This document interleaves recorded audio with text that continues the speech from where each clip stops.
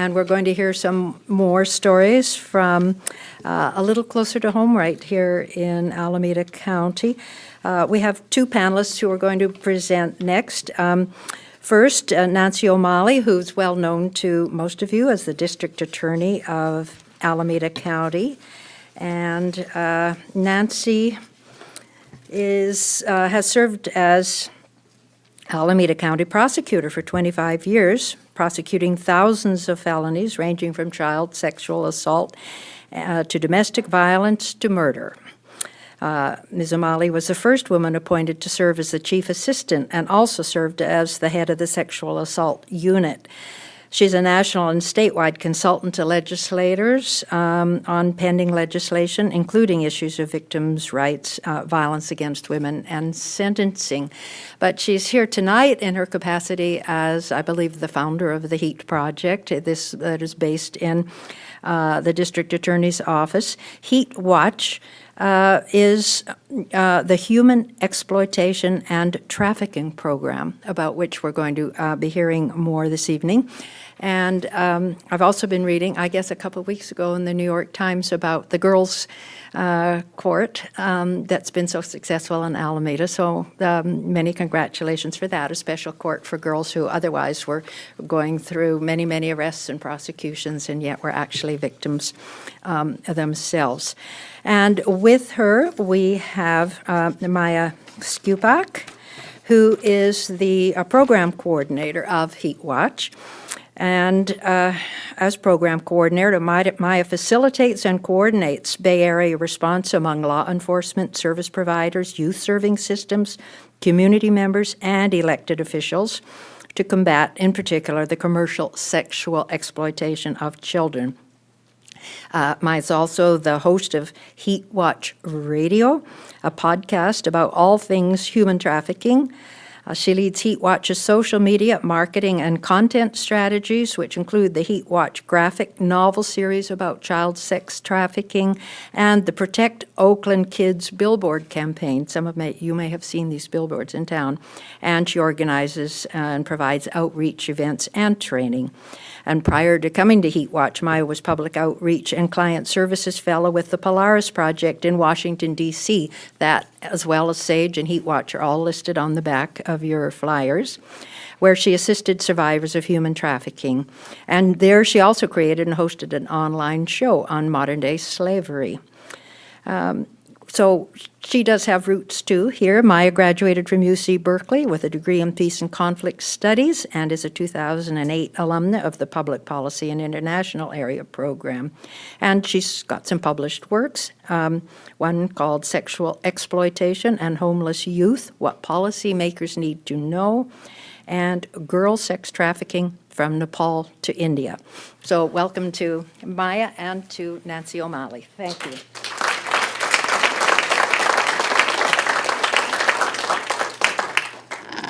So we do have a good evening, everyone, and thank you for having us here.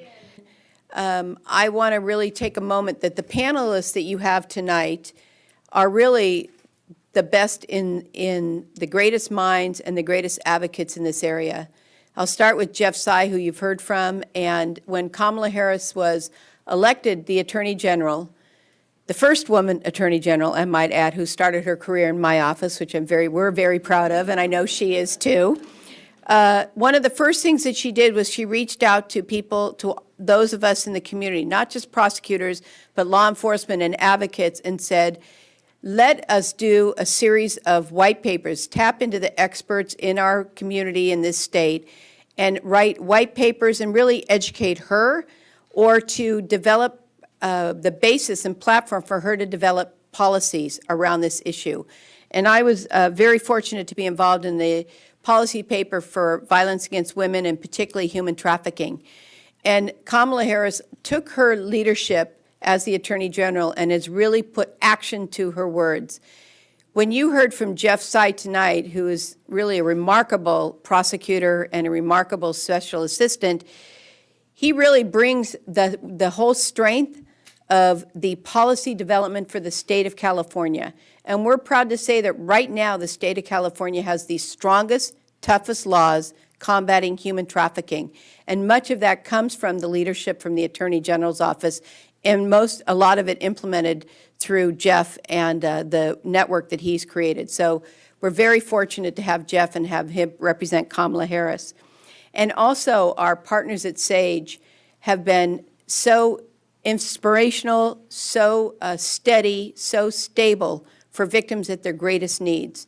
We cannot say enough about how honored we are as the District Attorney's Office here and the County of Alameda to partner with SAGE.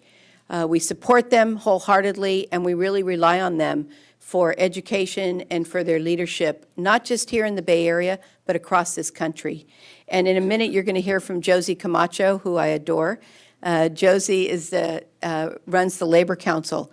And I really have to take my hat off and give a really loud shout out to the trades and to the Labor Council under Josie's watch. A couple of years ago, they came to me and said, we've got a problem with a contractor. And when we looked into it, we realized that it was a lot of labor trafficking that was going on. And we put that case together. And by the end of the case, we had 34 victims of labor trafficking who were being trafficked by a contractor who was doing business here and in San Francisco. And by the end of the case, not only did we convict the trafficker, but we were able to get complete restitution, back pay for every one of those workers, and we paid back the state of California for the money that they put out on behalf of victims. And that the Labor Council has really taken this on as one of their causes, and we're so appreciative of that. Not only are they taking this on to protect people who are victims of labor trafficking, but also we have some of the union members, some of the women union members who have stepped up and are now working with the young women that we are working with who have been trafficked, to give those young women the ability to see a future in their life that maybe isn't college bound, but nevertheless is career bound. And I know someone's here tonight, Rachel's here, give a wave, who has been so wonderful in inspiring some of these young women. She's a beautiful singer, and I complimented her when I first met her about what a beautiful singer she is, and she said, but I'm a better electrician. And all I could say was, right on, sister, you are indeed. And so she brings not only her own humanity, but she brings a future to so many of these young women that we deal with every day. So Maya has taken the work that we're doing to combat human trafficking and brought us to a dimension that is really replicated no other place in this country. You're going to hear a little bit more about our Heat Watch radio. If you go to iTunes and look up Heat Watch, you're going to hear our series of podcasts to educate the community and professionals about human trafficking. Our second part of our series is really talking about when the victim of human trafficking has a cognitive or an intellectual disability. Because we know, working with victims of crime, that a person who has intellectual or cognitive disabilities is 10 times greater risk for being trafficked or for being exploited. And we want to bring that awareness to the community and also to working with young people or professionals who work with those that have some form of disability to make sure that they don't become victims of trafficking. Maya has also spearheaded our Audrey series. Audrey is our graphic novel. Those of you that might be closer to me in age remember that as a comic book, but we call it now a graphic novel. And the Audrey series is written so we can bring it into the schools and start talking to kids at an appropriate age about this Audrey's plight and how she found herself victimized. And at the end, we've got discussion questions for the leader of this discussion. We don't want to just hand out a comic book a graphic novel, but we want it to be in a structured environment where we can start to talk to our children and to our adults about human trafficking, and particularly human trafficking that's going on in Alameda County. So let me tell you a little bit about Heat Watch. When we first started looking at this, it goes way back. In 1994, when I was a prosecutor, I was able to secure a grant that created a pilot project for the state to focus on exploited teenage girls by adult men. And it was the first one in the state, and we started to learn a lot. The first case I had was a 12-year-old girl who was being exploited by a very much older adult. And she lived with her mom, who was a single mom, and every night that guy would come to their house and practically break down the door to drag this kid out of their house. And he would tell her what clothes she had to wear. He would dress her. Her mother would be practically hysterical from trying to protect her daughter. And the little girl, the 12-year-old girl, would go out onto the street at night. When I got the case, not only did I prosecute the exploiter, but I also prosecuted the 50-year-old man who had purchased her. And we were able to rescue her from the motel while she was required to have sex with this older guy. And they both went to prison for a very long time. And that started our conversation with these young women that we were seeing coming through mostly the juvenile justice system to say, tell us what's going on. And we started to hear these horrendous stories about these girls. I'll take one aside. I was sharing with Maya that yesterday I gave a presentation to the department heads of the county about our efforts, and I had to start by saying, I'm going to welcome you into my world. I hope you don't hate me when it's over, because what we see every day is worse than anybody could possibly imagine who's never experienced that. And I know those of us who have worked with victims of trafficking know what we see. We see girls, a lot of young girls, 11, 12, 17, 18 years old, who are not only forced into the commercial sex world, but they're branded. They're chained to beds or heater vents or something that keeps them locked up in a house. They are, if they decide they want to get away, they're oftentimes gang raped or sodomized by the abuser or the exploiters, and that's how they keep them in tow. Many of these kids have already had a history of abuse. They have been abused in their own home. They have, many of them have been sexually assaulted as children, and as Jeff said earlier, a lot of the kids that we see, some of the kids we see, have been exploited by their own families. These are American-born, American-raised, American children that we see on our streets. Not only on our streets, but we're also seeing them through Backpage and Redbook and some of these other advertising entities that are selling children for sale. And one of our big challenges now is what we're going to do to go after the demand. Because it's my feeling, and I think Maya agrees with me and everyone else, as long as there's demand, there's going to be a sociopath or a psychopath who cares nothing about the human being, only about the pay or the money that they're getting. There's going to be a psychopath who will fill that demand. So we're working legislatively now to try to increase the punishment to get to the heart of demand. Can you find it? Okay. Once we started to get educated about this, we started teaching police to think about when they see a young woman or even boys, although we don't see that many boys, we know that it is rampant amongst young men, and especially young men who are homeless. But we don't see that much right now. But what we've done is that back in 2005, I created a unit, and this is our HEAT unit, Human Exploitation and Trafficking. That was before California had actually adopted a law outlawing human trafficking. But we knew what we were seeing, and we needed to get out front on this. And so we started prosecuting cases in 2005 using charges like child abuse, sexual assault, and things like that. In 2006, California adopted the law, which replicated what the federal law had created in 1992, that had been that long in existence in the federal system. And it was very important to us that we were then using the law that we created. We went every single year for 4 years back to the legislature to try to change that law, to strengthen the punishment, to strengthen the support and the resources for these victims of trafficking. But we weren't successful. There were a lot of politics, not about human trafficking, about just laws in general.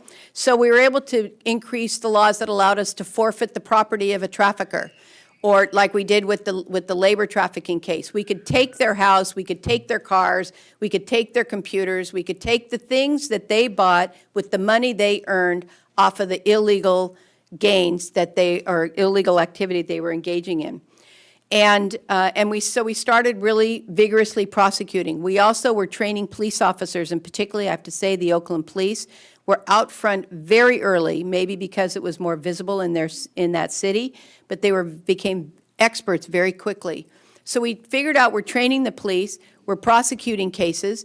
We know, and we were supporting our community advocate groups, particularly Missy and other community-based groups that were providing services, and we built our own network of victim service providers to be able to not only rescue people who are being trafficked, but if you think about it, if all we did was remove them away from the exploiter and then there was nothing on the other side, well, what are they supposed to do? So, of course, some went right back to the only place they ever knew. Some went back to the only person who ever gave them shelter, even if it was bad, it was still shelter. Some went back to the person who said something nice to them, because some of these kids, a lot of them, about 1 in 4 kids that we have seen that are exploited come out of foster care. And it's not to say that foster care is all bad, but some of it is bad.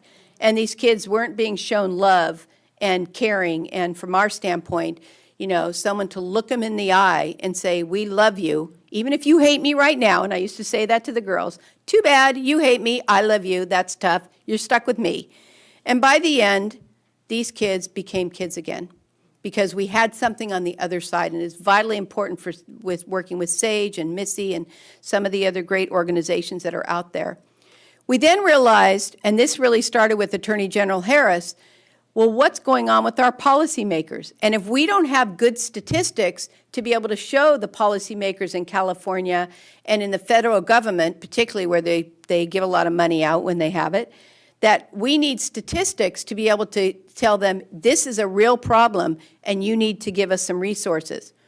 The first time that I went to Washington, D.C. and met with the White House Council on Women and Girls was in 2010.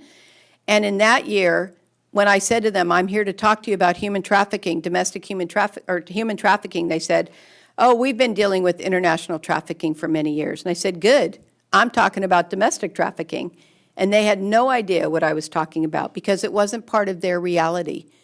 We were bringing awareness to our federal government. So we realized we needed then to start to educate our policymakers so that they would make the right decisions that got to the end of not only holding traffickers accountable, stopping the demand, but also providing adequate and important resources for victims of trafficking once we're able to separate them. And then the last part of our initiative, as we sat in my office, we said, well, how are we going to educate the public about this? Because if what was happening in Oakland, especially some hot spots in Oakland, is that there would be kids lined up on the street, the business owners were saying, get those kids out from in front of my business, those bad kids. People would drive down the street and, almost put blinders on because they didn't want to see what they were seeing. Teachers were not paying attention to what was happening right in front of their schools. Our churches weren't as involved as they've become. We made these children invisible. And if we made, it was my feeling, and I think Maya shares that with me, as long as we made these kids invisible, we didn't have to take responsibility for what was going on. So our effort at that point was we brought Neighborhood Watch to human trafficking, and that's why we call it Heat Watch. I'm holding up for you what we've created, which is a toolkit. This is a model for all communities to do all the things that we did to be able to mobilize in their community and turn things around. Let me tell you a little bit of the statistics that we've seen because it's pretty telling. As I said, about 99% of the kids that we've seen are girls. We created Maya. Maria has been the leader in this, but we sat down and we said, what are we going to do? We created a program called Safety Net. And that is a group of professionals that have some interaction with exploited girls or girls who are at risk for being exploited. Because we can see that and we want to stop it and intervene and give the resources before they find themselves victims. So the people that come to Safety Net are the social workers, the counselors, the police, the probation people. They don't come, probation doesn't come, but they should be there. I didn't say that out loud. The DAs are there, the public defenders there. Everyone is there that would have something to do with how this child's what's going to happen to them tomorrow, next week, and next month. And from that, we've been able to learn a lot about these children. So how many kids have we dealt with since? Close to 400 kids since 2010 when we started keeping our statistics that we meet about every single week. Now, we don't talk about 400 kids every week, but we talk about 15 kids every week. And we know where they are and who's caring for them and what resources we're providing. Of those kids, what we found is about 84% of them have been our runaways. About 47% have some form of substance abuse. And we know that, because of our experience, that a lot of these kids are using drugs or alcohol because they're numbing their own feelings. They're self-medicating to not know, to not see what their reality is. Because if they had a full appreciation of that reality, they would kill themselves, because it's too much for any psyche to take in. We know that about 32% of them have mental health issues. And my early years of working with these kids, I saw a lot of kids who were diagnosed with Asperger's syndrome, which is high-functioning autism. And we started seeing that. And so give us some insight into how we can treat kids so that they don't find themselves victims. We had about 64% have had a history of truancy, 57% had been victims before, and about 17% had been pregnant or were parenting teens. So you can see that these are kids who came to us with vulnerable situations, and Jeff made reference to this about the difficulty, and not all of these kids have embraced us. And that's what we accept that. We will continue to support them and serve them and help them and guide them, even when they don't want us to.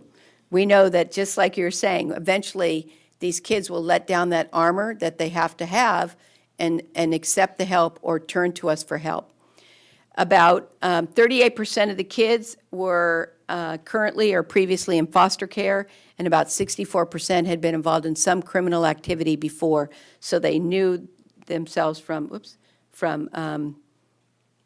the probation department. Go back one. So Jeff Sy mentioned the report that the Attorney General published and had a full-day conference on this issue. Fabulous report, excellent resource. And one of the things we're very proud of is that the Attorney General recognized that 46% of the human trafficking cases in the state of California have been prosecuted by the Alameda County District Attorney's Office. So I say, well done, staff. And you know what else I say? Shame on the rest of them. And so far, for the last couple of years, we have prosecuted over 400 defendants for human trafficking. 400 defendants for human trafficking. And we have, though we don't rate ourselves on our conviction rate, what conviction rates tell us is that we're doing it right and we're prosecuting guilty people. And our conviction rate hovers around 85%. And these people go away. And we know that every time we take a trafficker off the street, we've probably saved 10 girls from becoming a victim of that trafficking. So our toolkit, as I said, incorporates those 5 programs. And I'm just going to reference, you can see on the wall that we've put up here. In January, it was Human Trafficking Awareness Month. That is a federal program that President Obama implemented. And so we jumped on board with creating a public awareness campaign, and Maya was our leader in doing this, including we worked with Missy, one of our community organizations, and then we reached out to Clear Channel that does all those billboards, the digital ones and the old-fashioned billboards, and they gave us 30 billboards and about 40 bus shelters. Some of the billboards are still up. You might have seen it. So I almost drove off the road one day when I was driving to Sacramento, and I saw one, and I was going, oh my God, look, there it is. The billboards are over there. And there's another one that talks about if you don't pay attention, then it's neglect. And so we really brought awareness to the community, to us, about what human trafficking, what's going on with these kids. But the ones in front were very important to us also. Those are bus shelters that are speaking to victims. And our campaign is called I Got Out, You Can Too. And we reached out to the girls that we're working with who have gotten out of the life and gotten away from the traffickers and said, you tell us what the message is that you want to give other kids. The first round we made up the quotes. And then I said, you know what? These are people who survive on the street under conditions, and I'm sure I couldn't, and most of us couldn't. They know BS when they see it, so we need real words from real girls that are going to reach these kids. And already we've had kids call our hotlines, call Baywar, which is located at our Family Justice Center, and say, please help me. And here's the worst outcome that we could imagine for someone who, for a child of human trafficking. About 2.5 weeks ago, we finished a trial, and the jury convicted the defendant. And this was a case where a 16-year-old girl had been trafficked by this guy for a year or so. She called one of her other friends who was also being trafficked and said, she had told her friend, I want out, I don't want to do this, I don't want to be here. So she called her friend and said, oh my God, he told me I could leave. And her friend came to the motel where they were to pick her up, to get her out of there. And she walked in the motel room, and instead of letting her go, he put a gun to her head and shot her and killed her. So we convicted him of murder. But that is the outcome that many of these children and adult victims of human trafficking face. So your being here tonight is very meaningful, not only to us, those of us that are advocating for all of the work that we do, but also for all the kids and adults, both in sex trafficking and in labor trafficking, that your awareness and your voice will help save. So thank you.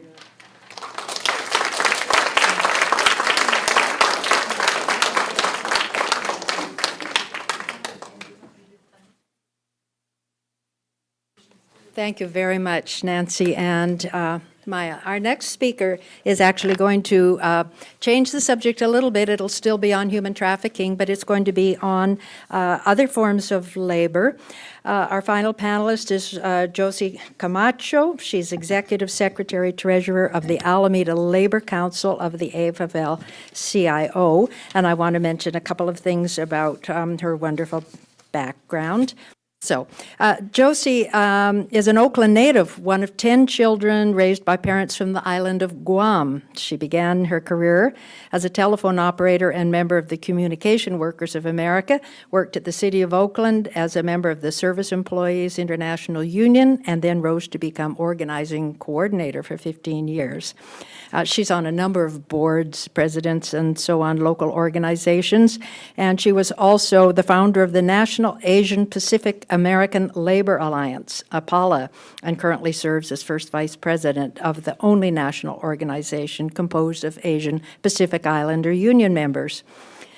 Before that, she worked with Oakland Mayor Dellums from 2007 to 2009, and after that was political and staff director at the Alameda Labor Council, became acting executive secretary treasurer, then was elected secretary treasurer and reelected. And in 2012, the council, one of the largest labor councils, by the way, in 2012, the council received the highest performing Labor Council's Achievement Award from the California Labor Federation for its outstanding work to defeat Proposition 32, which was the political issue relating to the deduction of union dues, and Proposition 30, which was the sex trafficking proposition. Now, it's important to know that the Alameda Labor Council is composed of 109 affiliated local unions, represents 100,000 union members in healthcare, transportation, education, construction, manufacturing, and services just in Alameda County. So welcome to Josie Camacho.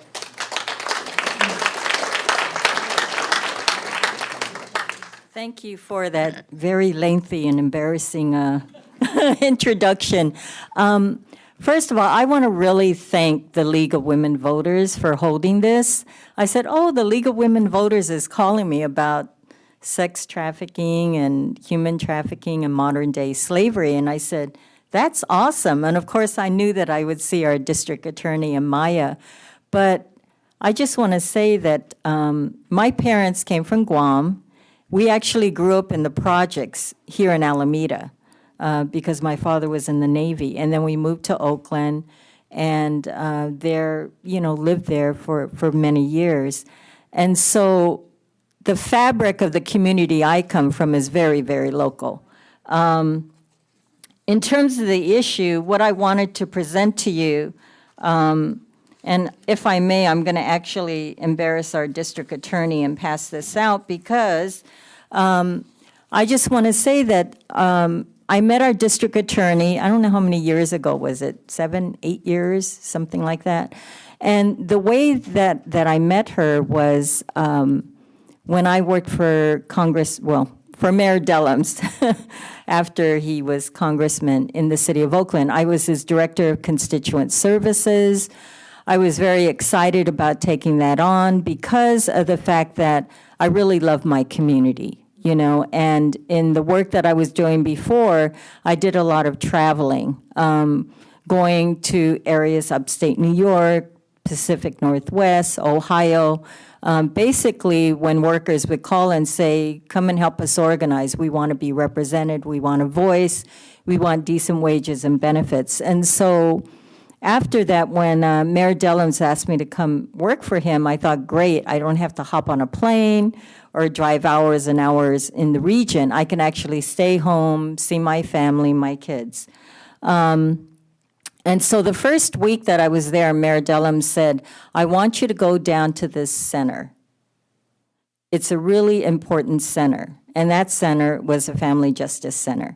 And that is where I met Nadia Lockyer, who was the executive director at the time. And how many of you have actually been at the center? Okay, I'm not kidding you. Folks should really go down there. It's a phenomenal institution.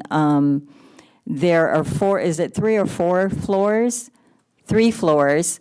It seemed huge on the tour I was taking, but the collaboration between the city and the county is phenomenal. And I remember when I worked for Mayor Dellums and we were delivering about 50 packages of Christmas gifts for a lot of these girls. There was a deputy sheriff and I was going, wow, there's a deputy sheriff here. So you don't really have access. And that's because a lot of the abusers or the perpetrators, there's a lot of domestic violence, try to get these girls or these women. And so as I drove up, and it was Christmas Eve, there was a woman who was arriving with her 2 children in tow in a taxi to come to the center because she had gotten away from the abuse. There is a correlation between sexual exploitation of minors and individuals who are subjected to abuse and labor trafficking. And so I just wanted to tell you a very quick story about how that happens and how it's on, not on the radar. So what happens is we have very bad, unscrupulous employers who get lucrative public works projects, when they get these projects to develop and build on, they make even more money when they don't pay the workers the wages that they should get. So what happened in this case, Monica Ung is her name. She was frankly like a prima donna in the community. She's Chinese woman, business owner. She owned NBC as the contractor. And she had a whole number of workers, primarily Chinese immigrant workers, in cases where they would work maybe 60 hours of work a week, but their paycheck was like 15 hours of work a week. So if there's not thievery going on, I don't know what is. And I have to tell you, when people are working to take care of themselves and their family, they don't know what their rights are, and they have to feed their families. They do the work, and they know that they're being cheated, but they don't really understand what's going on until they talk to other people who do know what's going on, and that happened to be a gentleman by the name of Johnny Wang, who is a Chinese speaker, but he's also a compliance officer. So he would go to the work sites, like Parata community colleges, and talk to the workers and, start asking them questions, and they would respond, oh, I'm only getting paid this, and, the bookkeeper is what they were doing is burning the books or cooking the books. So they would comply with the state regulations and send the report in, and then they'd sign a check for the workers that was their real wage minus, their real wages. because that went to the employer. So in that case, it took a couple of courageous workers, and one of them is Ricky, what's Ricky's last name? Ricky Lau? Yeah. Ricky Lau. A young Chinese man, single. He saw what was happening and he started talking to Johnny, the compliance officer. He decided he was going to speak up. He felt that it was wrong that was happening. People had families and they were being cheated. And you should know there's a really great end to this story. Ricky then, as a result, and a number of the other men that were working there went on to the apprenticeship program with the IBEW, which is the electrical union. And they got into the apprenticeship. He bought a house in San Leandro. He's raising 2 children on a good electrical wage. And so that's Rachel Bryan is from the electrical union. So what we see happens is that people are in situations where they are held captive because they need to earn a decent living. But they can't earn a decent living if their wages are being stolen.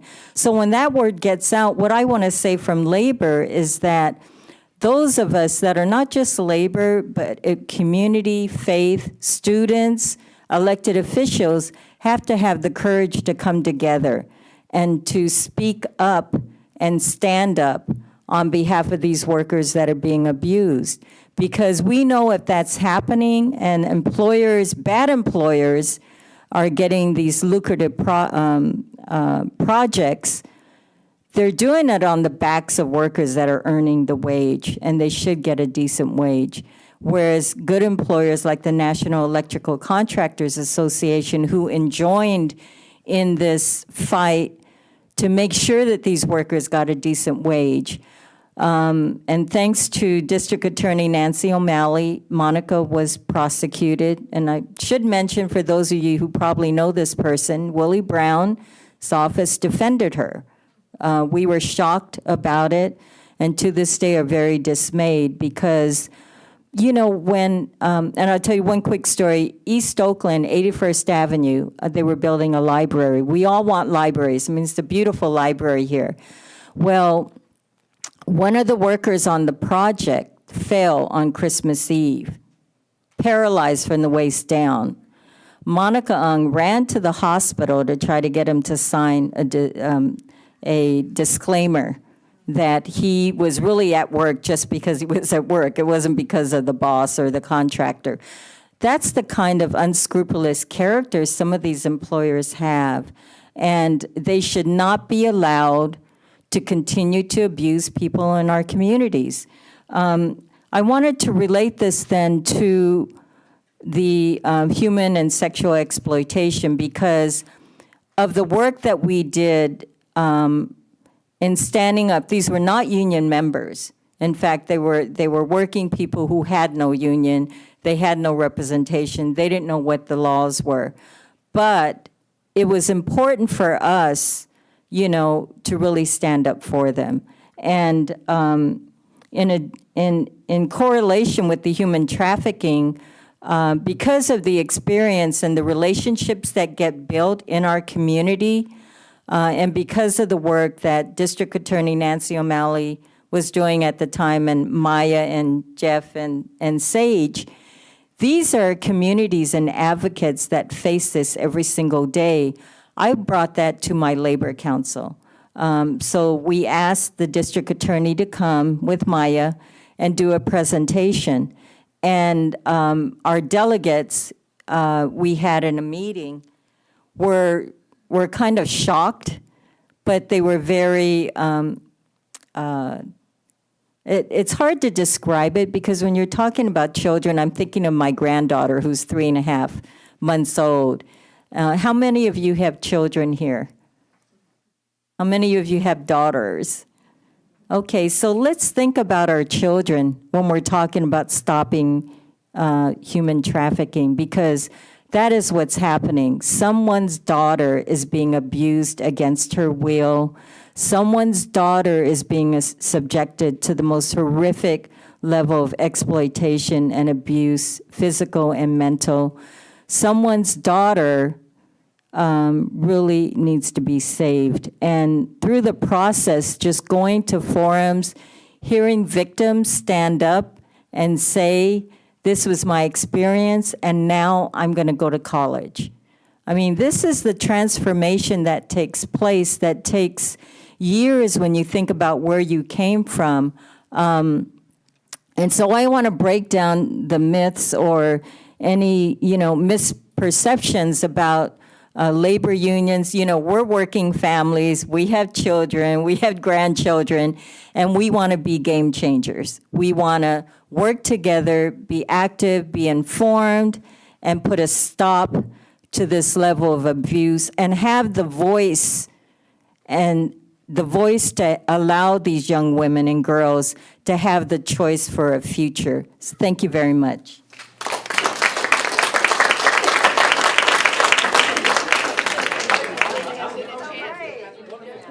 I know we're supposed to do a chant.